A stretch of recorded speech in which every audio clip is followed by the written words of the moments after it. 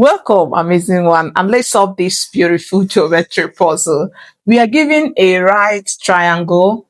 From here to this end measures 8 units. Then from here to here measures 12 units. And inscribed is a semicircle such that the semicircle touches this part of the right triangle at this point, and the diameter lies on this part of the triangle. And the question is asking us, what is the area of the semicircle? Now relax yourself. This is just so easy. I will take you through that step by step. Now what we need to do is, remember, for us to find the area of this semicircle, all you need to do is to remember that the area of a semicircle is simply you getting the area of the full circle, which we have as this, then you divide it by 2. That is just all you need to do. But the question is, do we know the radius of this half circle? Do we know the radius? No. But we are going to find this so that we can get the area.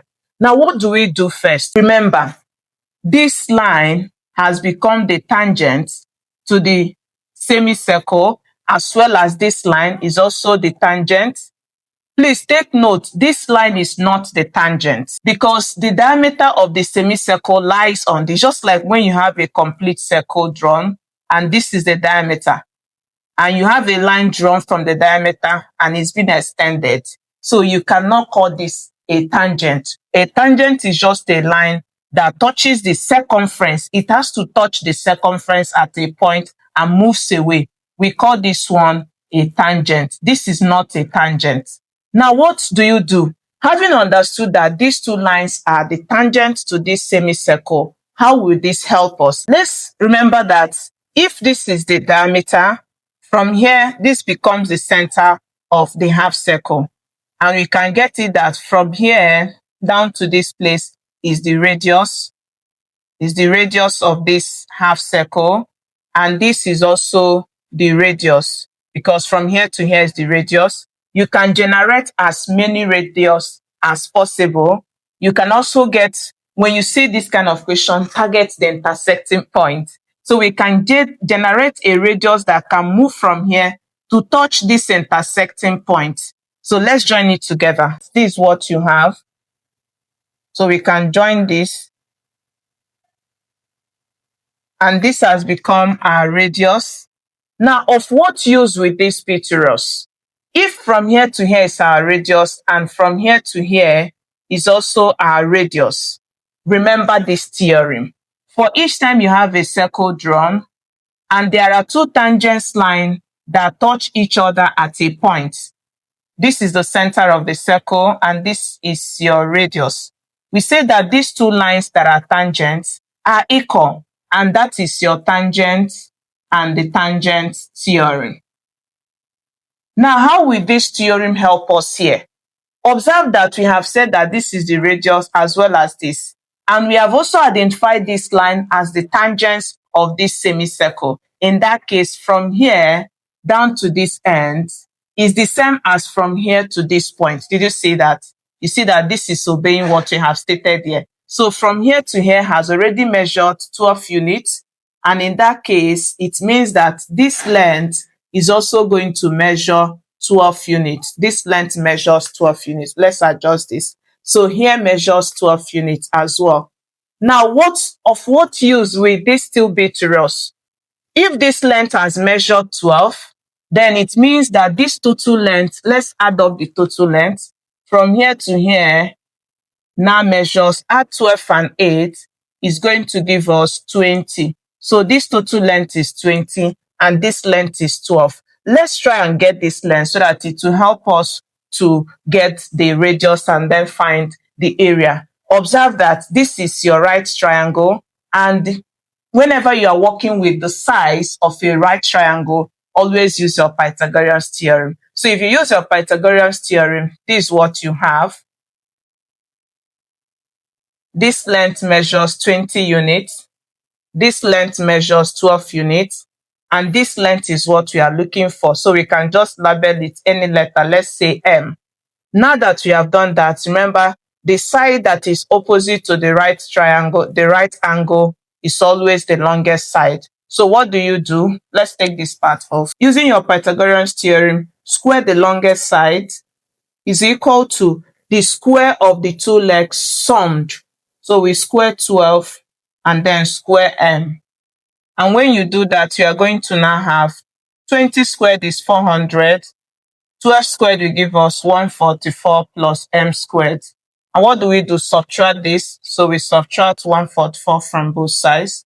And when you do that, let's take it to this part to have. And if you are a returning viewer, thank you for always choosing to learn tutorials. If you love what you do, don't forget to give us thumbs up and also share with your friends. And if you are still new, why not subscribe for the more you get? Make sure notification bell is on because you will get updates from us every day. Thank you, and let's keep doing this to have. From here, we now have, subtract this, it gives you 256. Then this will subtract is gone off, is equal to m squared. And that gives us m squared is equal to 256.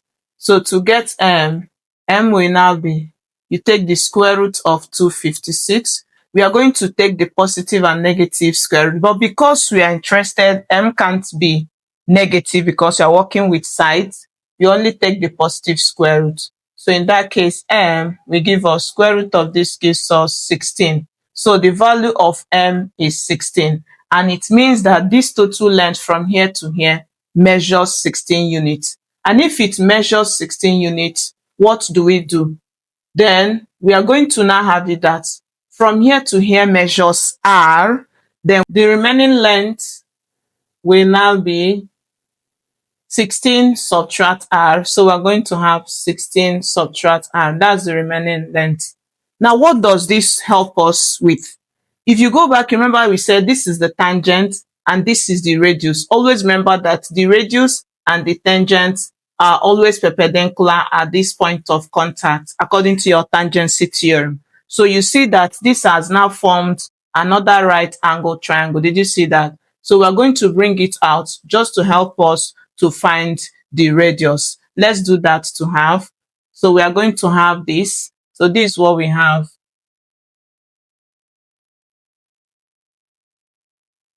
And this is where it right angles. From here to here measures r. From here to here measures 8. And from here to here measures 16 minus r. Now remember that this is also the side that is opposite to the right angle. Did you see that? So this side is the longest side. So we're going to square it. These two are the legs of this longest side. So let's apply our Pythagorean's theorem. Let's do that together to have. Using our Pythagorean's theorem, we square the longest side. It's going to be 16 minus r square it. It should be equal to the square of the two legs summed. So we have r squared plus 8 squared. To expand this, just remember every a minus b squared is equal to a squared minus 2ab plus b squared. So if you apply it here, we have 16 squared minus 2, multiply this to, we have 16 times r, plus our b is this, so you have r squared is equal to r squared plus 8 squared gives you 64. Keep simplifying, we have 16 squared will give us 256. If you multiply this, it gives us negative 32r plus r squared is equal to r squared plus 64. Keep solving. This is going to give us, we can subtract r squared from both sides. This goes off and we are left with 256 minus 32r is equal to 64. And what do we do next? We are going to subtract this from both sides. So if you do that, we are having, subtract this, it gives us 192 minus 32r. Subtract this is 0. Let's take this to the right side. So that gives us, to remove it, you add 32r to both sides. And when you do that, this will now cancel out. So we are left with 192 is equal to, add this to, remember this is positive, and that gives us 32r. This is also the same as 32r is equal to 192. To get r, divide by 32. divide this by 32, and that gives us R. How many 32 can we find in 192? And that gives us R is equal to 6. So the radius is 6. Now that we've known the radius, we say that the area of the half circle is pi r squared divided by 2. So let's fix in this radius here. We have area will give us pi, then we have 6 squared divided by 2. Simplify. So from here we have area is equal to pi multiply 6 squared gives us 36 divided by 2.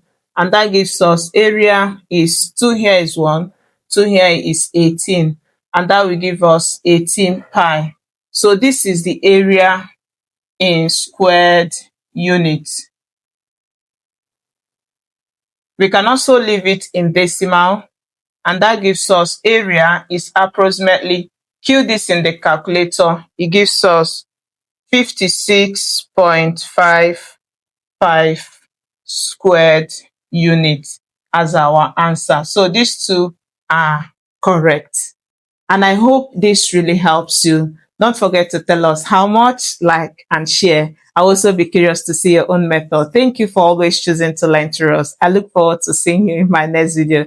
Have a lovely day. Bye.